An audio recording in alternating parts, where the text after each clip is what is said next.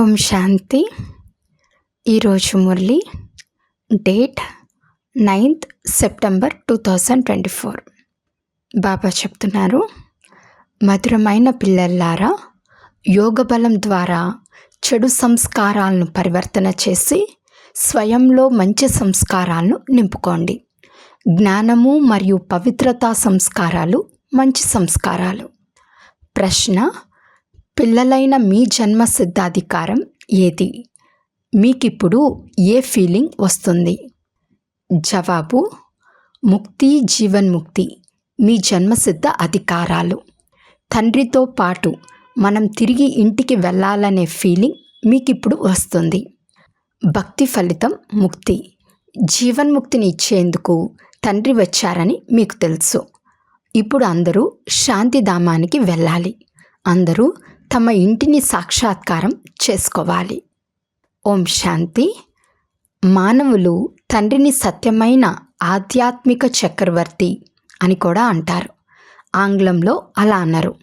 అందులో కేవలం సత్యమైన ఫాదర్ అని అంటారు. గాడ్ ఫాదర్ ఈజ్ ట్రూత్ అని అంటారు. భారతదేశంలోనే సత్యమైన ఆధ్యాత్మిక చక్రవర్తి అని అంటారు. ఆ రెండిటికి చాలా తేడా ఉంది. వారు కేవలం సత్యమే చెప్తారు, సత్యంను నేర్పిస్తున్నారు, సత్యంగా తయారు చేస్తారు. ఇక్కడ సత్యమైన బాద్షా అని అంటారు. సత్సంగాన్ని సత్యంగాను చేస్తారు. సత్యఖండానికి చక్రవర్తిగా కూడా చేస్తారు.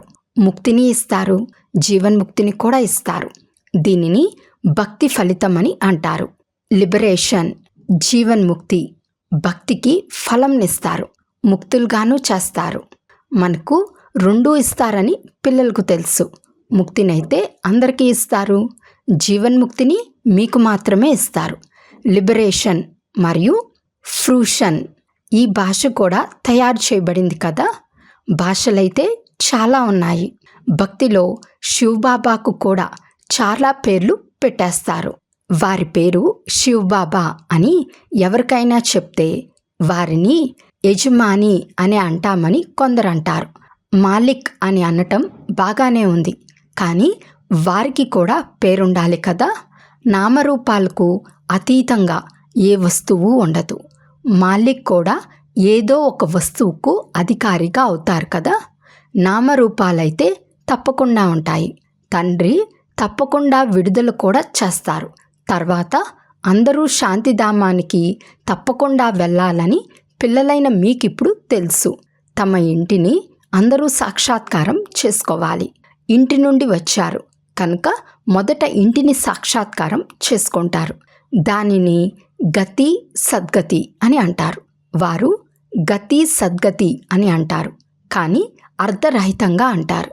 మనము మన ఇంటికి వెళ్తాము, ఫలితం కూడా లభిస్తుందని పిల్లలైన మీరు ఫీల్ అవుతారు. మీకు నెంబర్ వారుగా లభిస్తుంది. తర్వాత ఇతర ధర్మాల వారికి కూడా సమయానుసారంగా లభిస్తుంది. మీరు స్వర్గవాసులా లేక నరకవాసులా అని ప్రశ్నించే ఈ కరపత్రం చాలా బాగుందని తండ్రి తెలియచేశారు. ఈ ముక్తి, జీవన్ముక్తి తండ్రి ఇచ్చే జన్మసిద్ధ అధికారం అని పిల్లలైన మీకు మాత్రమే తెలుసు. మీరు రాయగలరు కూడా. తండ్రి ద్వారా పిల్లలైన మీకు ఈ జన్మసిద్ధ అధికారం లభిస్తుంది. తండ్రి వారిగా అవ్వటం వల్ల ఈ రెండు ప్రాప్తిస్తాయి. అది రావణుని జన్మసిద్ధాధికారం, ఇది పరంపిత పరమాత్ముని జన్మసిద్ధాధికారం, ఇది భగవంతుని జన్మసిద్ధాధికారం, ఇది మాయ జన్మసిద్ధాధికారం. అర్థం చేసుకునే విధంగా రాయాలి. పిల్లలైన మీరిప్పుడు స్వర్గంను స్థాపించాలి. ఎంత పని చేయాలి? ఇప్పుడైతే పసిపిల్లల వలె ఉన్నారు. ఎలాగైతే మానవులు కలియుగం గురించి చెప్పినప్పుడు ఇది చిన్న బాలుని వలె ఉందని అంటారో, అలా సత్యుగ స్థాపనలో చిన్న బాలుని వలె ఉందని తండ్రి చెప్తారు. పిల్లలైన మీకిప్పుడు వారసత్వం లభిస్తుంది. రావణుని వారసత్వం అని అన్నారు. భగవంతుడైన తండ్రి ద్వారా అయితే వారసత్వం లభిస్తుంది. రావణుడు తండ్రి కాదు. రావణుని 5 వికారాలను సైతాన్ అని అంటారు. సైతాన్ నుండి వారసత్వంగా ఏం లభిస్తుంది? 5 వికారాలు లభిస్తాయి. వాటిని ప్రదర్శిస్తారు కూడా. తమో ప్రధానంగా అవుతారు. ఇప్పుడు దసరాను ఎంతగా జరుపుకుంటారు? వేడుకగా జరుపుకుంటారు. చాలా ఖర్చు చేస్తారు. విదేశాల నుండి కూడా ఆహ్వానిస్తారు. అన్నిటికంటే దసరాను మైసూర్లో బాగా జరుపుతారు. ధనవంతులు కూడా చాలామంది ఉన్నారు. రావణ రాజ్యంలో ధనం లభిస్తే బుద్ధి పాడైపోతుంది. తండ్రి వివరంగా అర్థం చేయిస్తారు. దీని పేరే రావణ రాజ్యం. దానిని ఈశ్వర్య రాజ్యమని అంటారు. రామరాజ్యం అని అంటం కూడా తప్పు. గాంధీ గారు రామరాజ్యాన్ని కోరుకునేవారు. గాంధీ గారు కూడా అవతరించారని మనుషులు భావిస్తారు. వారికి ఎంత ధనం ఇస్తూ ఉండేవారు? వారిని భారతదేశ బాపూజీ అని పిలిచేవారు. ఇప్పుడు మీరు శివబాబా విశ్వానికంతా బాపూజీగా ఉన్నారు. ఇప్పుడు మీరెక్కడ కూర్చున్నారు? జీవాత్మలు ఎంతమంది ఉంటారో తెలుసు. శరీరం వినాశనం అవుతుంది, ఆత్మ అవినాశి. ఆత్మలైతే చాలా ఉన్నాయి. పైన నక్షత్రాలు ఉన్న విధంగా ఆత్మలు ఉన్నాయి. నక్షత్రాలు ఎక్కువగా ఉన్నాయా లేక ఆత్మలు ఎక్కువగా ఉన్నాయా? ఎందుకంటే మీరు భూమిపై ఉన్న నక్షత్రాలు, అవి ఆకాశంలోని నక్షత్రాలు. మిమ్మల్ని దేవతలని అంటారు. వారైతే వాటిని కూడా దేవతలని అంటారు. మిమ్మల్ని అదృష్ట నక్షత్రాలని అంటారు కదా. మంచిది. దీని గురించి తర్వాత పరస్పరంలో చర్చించండి. బాబా ఈ విషయాన్ని ఇప్పుడే ప్రస్తావించారు. సర్వాత్ముల తండ్రి ఒక్కరే అని తండ్రి అర్థం చేయించారు. ఇతని బుద్ధిలో అయితే జ్ఞానమంతా ఉంది. మానవ మాతృలందరికీ వారు తండ్రి. మొత్తం సృష్టి అంతా సముద్రంపై నిలబడి ఉందని అందరికీ తెలుసు. ఈ విషయం కూడా కొందరికి తెలియదు. సృష్టి అంతటా రావణ రాజ్యం ఉందని తండ్రి అర్థం చేయించారు. రావణ రాజ్యం సాగర తీరంలో లేదు. సముద్రం అయితే నలువైపులా ఉంది. క్రింద ఎద్దు ఉంది. దాని కొమ్మల పైన సృష్టి నిల్చుని ఉందని అంటారు కదా. అది అలసిపోయినప్పుడు కొమ్మను మార్చుకుంటుంది. అప్పుడు పాత ప్రపంచం సమాప్తమై కొత్త ప్రపంచం స్థాపన అవుతుంది. శాస్త్రాల్లో అయితే ఇలాంటి చాలా విషయాలను కట్టుకథలుగా రాసేశారు. ఇక్కడ ఆత్మలన్నీ శరీరాలతో పాటు ఉన్నాయని పిల్లలు అర్థం చేసుకున్నారు. వీరిని జీవాత్మలని అంటారని పిల్లలకు తెలుసు. అది ఆత్మలందరి ఇల్లు. అక్కడ శరీరాలు ఉండవు. దానిని నిరాకార ప్రపంచమని అంటారు. జీవంనుకు ఆకారం ఉన్నందున సాకారమని అంటారు. నిరాకారునికి శరీరం ఉండదు. ఇది సాకార సృష్టి. అది నిరాకార ఆత్మల ప్రపంచం. దీనిని సృష్టి అని అంటారు. దానిని నిరాకార ప్రపంచమని అంటారు. ఆత్మ శరీరంలోకి వచ్చినప్పుడు కదలికలు జరుగుతాయి. ఆత్మ లేకపోతే శరీరం దేనికి పనికిరాదు. కావున దానిని నిరాకార ప్రపంచమని అంటారు. ఉన్న ఆత్మలందరూ చివర్లో రావాలి. అందువలన దీనిని పురుషోత్తమ సంగం యుగమని అంటారు. ఆత్మలందరూ ఇక్కడికి వచ్చినప్పుడు అక్కడ ఒక్కరు కూడా ఉండరు. అక్కడ పూర్తి ఖాళీ అయినప్పుడు అందరూ తిరిగి వెళ్తారు. మీరు నెంబర్ వార్ పురుషార్థానుసారం ఈ సంస్కారాన్ని తీసుకెళ్తారు. కొందరు జ్ఞాన సంస్కారాన్ని తీసుకెళ్తారు. కొందరు పవిత్ర సంస్కారాన్ని తీసుకెళ్తారు. మళ్ళీ ఇక్కడికే రావాలి. కానీ మొదట ఇంటికి వెళ్ళాలి. అక్కడ మంచి సంస్కారం ఉంటుంది. ఇక్కడ చెడు సంస్కారం ఉంది. మంచి సంస్కారం మారి చెడు సంస్కారంగా అవుతుంది. యోగ బలం ద్వారా చెడు సంస్కారం మళ్ళీ మంచిగా అవుతుంది. మంచి సంస్కారాన్ని మళ్ళీ అక్కడికి తీసుకెళ్తారు. తండ్రిలో కూడా చదివించే సంస్కారం ఉంది కదా. అందువల్ల వారు వచ్చి చదివిస్తారు. రచయిత రచనల ఆది మధ్యాంతాల రహస్యాన్ని అర్థం చేయిస్తారు. బీజం గురించి కూడా అర్థం చేయిస్తారు. అలాగే వృక్షం అంతటి జ్ఞానం కూడా అర్థం చేయిస్తారు. బీజము జ్ఞానము, వృక్షం భక్తి. భక్తిలో చాలా వివరాలు ఉంటాయి కదా. బీజంను స్మృతి చేయటం సహజం. అక్కడికే వెళ్ళిపోవాలి. తమో ప్రధానం నుండి సతో ప్రధానంగా అయ్యేందుకు కొద్ది సమయమే పడుతుంది. మళ్ళీ సతో ప్రధానం నుండి తమో ప్రధానంగా అయ్యేందుకు ఖచ్చితంగా 5000 సంవత్సరాలు పడుతుంది. ఇది చాలా ఖచ్చితంగా తయారైన చక్రం. అది పునరావృతం అవుతూ ఉంటుంది. ఇతరులెవ్వరూ ఈ విషయాలు తెలపలేరు. మీరు తెలపగలరు. సగం సగం చేయబడుతుంది. సగం స్వర్గం, సగం నరకం. తర్వాత వాటి వివరాలను కూడా తెలుపుతారు. స్వర్గంలో తక్కువ జన్మలు, ఎక్కువ ఆయువు ఉంటుంది. నరకంలో ఎక్కువ జన్మలు, ఆయువు తక్కువగా ఉంటుంది. అక్కడ యోగులుగా ఉంటారు, ఇక్కడ భోగులుగా ఉన్నారు. అందువలన ఇక్కడ చాలా జన్మలు ఉంటాయి. ఈ విషయాలు ఇతరులెవ్వరికీ తెలియదు, మనుషులకు కొంచెం కూడా తెలియదు. దేవతలు ఎప్పుడు ఉండేవారో, వారు ఎలా తయారయ్యారో, ఎంత తెలివిగలవారిగా అయ్యారో ఈ విషయాలన్నీ మీకు తెలుసు. తండ్రి ఈ సమయంలో పిల్లలను చదివించి 21 జన్మల కొరకు వారసత్వం ఇస్తారు. వారు ఎలా తయారయ్యారో, ఎంత తెలివిగలవారిగా అయ్యారో ఈ విషయాలన్నీ మీకు తెలుసు. తండ్రి ఈ సమయంలో పిల్లలను చదివించి 21 జన్మల కొరకు వారసత్వం ఇస్తారు.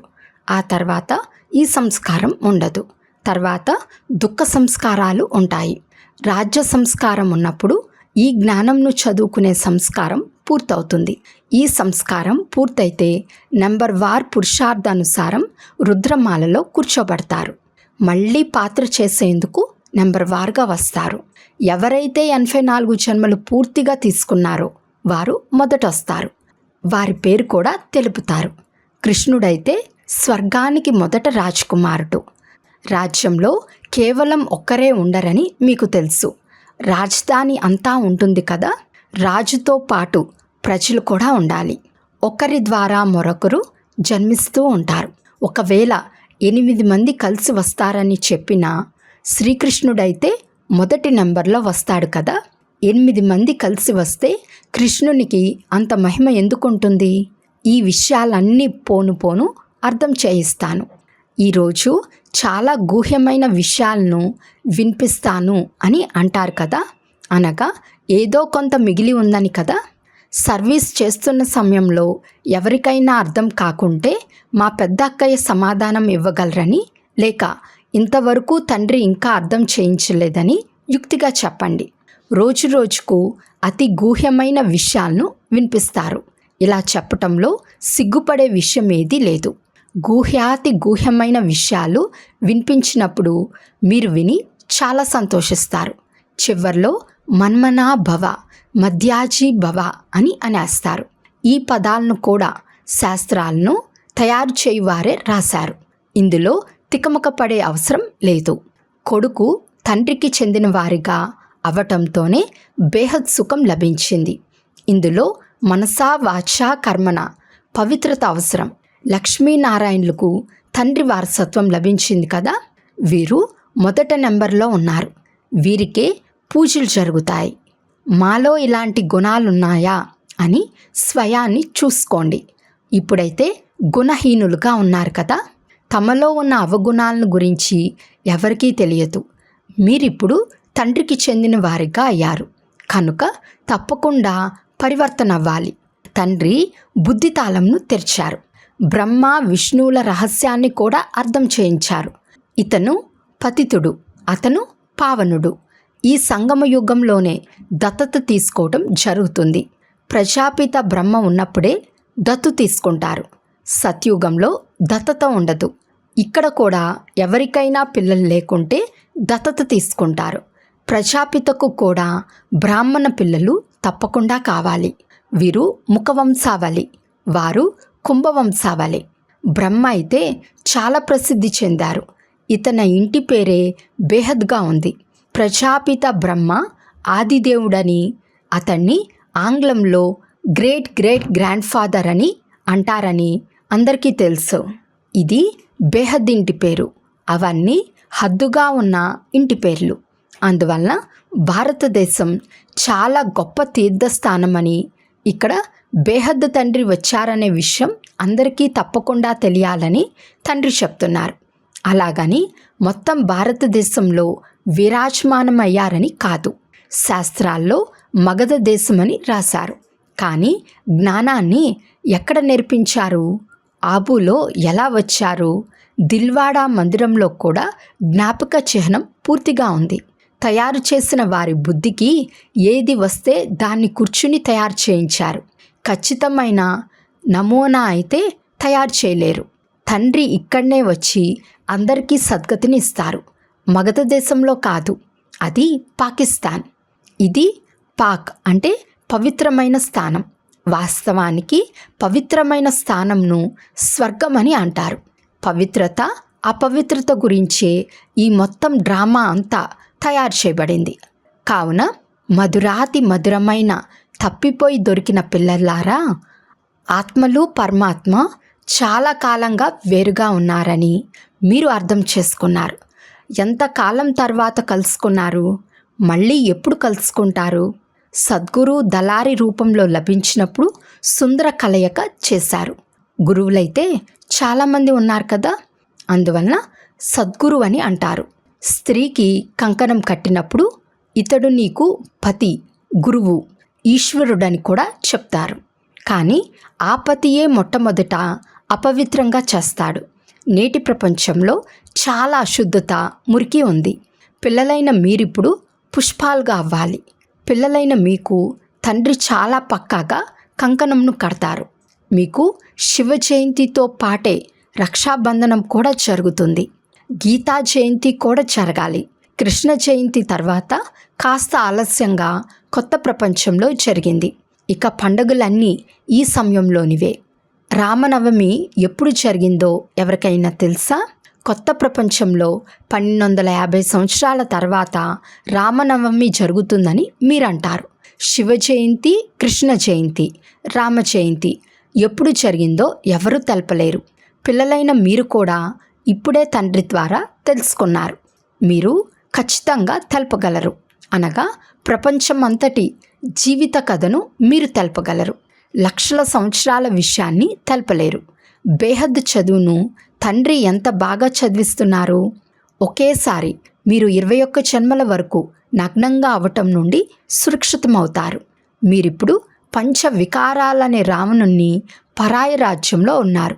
ఇప్పుడు 84 జన్మల చక్రమంతా మీ స్మృతిలోకి వచ్చింది. అచ్చా, మధురాతి మధురమైన అపురూపమైన పిల్లలకు మాతా పిత బాప్దాదాల ప్రియ స్మృతులు మరియు గుడ్ మార్నింగ్. ఆత్మీక పిల్లలకు ఆత్మీక తండ్రి నమస్తే. ఆత్మీక తండ్రికి ఆత్మీక పిల్లల యొక్క ప్రియ స్మృతులు మరియు నమస్తే నమస్తే నమస్తే. ధారణ కొరకు ముఖ్య సారం. ఫస్ట్ పాయింట్, బేహద్ సుఖంను పొందేందుకు మనసా వాచా కర్మన తప్పకుండా పవిత్రంగా అవ్వాలి. యోగ బలం ద్వారా మంచి సంస్కారాన్ని ధారణ చేయాలి. స్వయాన్ని గుణవంతులుగా చేసుకోవాలి. సెకండ్ పాయింట్, సదా సంతోషంగా ఉండేందుకు తండ్రి ప్రతిరోజు వినిపించే గూహ్యమైన విషయాలను వినాలి. ఇతరులకు వినిపించాలి. ఏ విషయంలోనూ తికమక పడరాదు. యుక్తిగా సమాధానం చెప్పాలి. సిగ్గుపడరాదు.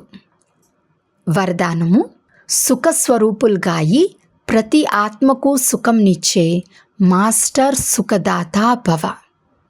ఏ పిల్లలైతే సదా యథార్థమైన కర్మలు చేస్తారో వారికి ఆ కర్మల ప్రత్యక్ష ఫలంగా సంతోషం మరియు శక్తి లభిస్తుంది. వారి మనస్సు సదా సంతోషంగా ఉంటుంది. వారికి సంకల్పంలో కూడా దుఃఖం అనే అల రాదు. సంగం యుగ బ్రాహ్మణులు అనగా వారి దుఃఖం యొక్క నామరూపాలు కూడా ఉండవు. ఎందుకంటే సుఖదాత యొక్క పిల్లలు. ఇటువంటి సుఖదాత యొక్క పిల్లలు స్వయం వారు కూడా మాస్టర్ సుఖదాతలుగా ఉంటారు. వారు ప్రతి ఆత్మకు సదా సుఖంనే ఇస్తారు. వారెప్పుడు దుఃఖంనివ్వరు, దుఃఖంను తీసుకోరు. స్లోగన్: మాస్టర్ దాతలుగా అయి సహయోగము, స్నేహము మరియు సానుభూతి ఇవ్వటమే దయాహృదయం గల ఆత్మల గుర్తు. అచ్చా, ఓం శాంతి.